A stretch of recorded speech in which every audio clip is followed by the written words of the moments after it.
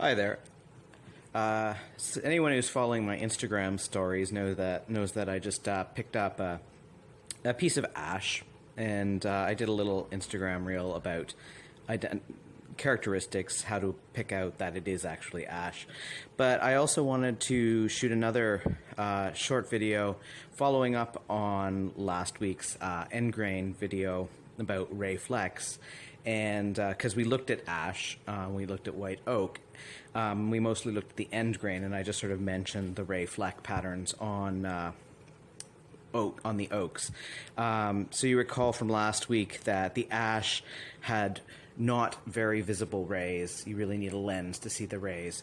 And so if we look at this, the edge grain of this ash that came, I think, off a barn or something, you can see the grains running nice and straight along here. This is for those woodworkers out there, it'd be like the quarter sawn part.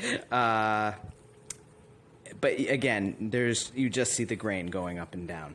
I'm going to put the white oak next to it, and just an interesting note, you do see ash, especially historically, used as sometimes as a substitute for white oak, and in some cases, as I understand it, historically, ash was sometimes called golden oak, because in other ways, the characteristics of the wood are very similar. They're both, they have quite large pores in their early wood, so they're semi-ring porous. They are quite hard, like tough woods. In fact, ash is a little bit even harder to dent than white oak.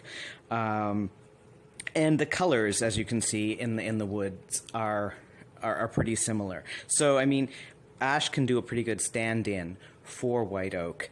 Where you notice the difference, and this is what you should be one of the things you should be looking for if you're trying to identify, is the Ray Fleck. So with our white oak, you can see the grain running the same direction. I put it so it's running the same direction up and down the face here.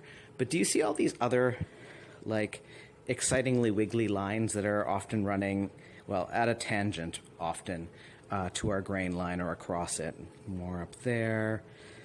And these look really beautiful when you put, say, an oil finish on white oak. Then the contrast will pop even more. Well, all those lines, those are the Ray Fleck. You will see this in white oak. You'll see smaller versions of the Ray Fleck, often in red oak. You will never see it in ash. So that's a really key way of distinguishing between the two. If you are looking at a, relatively open pore, hard, sort of goldenish wood, look for these flecks. They could be, this is a really nice piece of white oak, so these have big ones. So you might have to look for shorter. You might have to squint a bit more. But if you have Ray Fleck, you're looking at an oak. If you don't, you're probably looking at an ash or something else.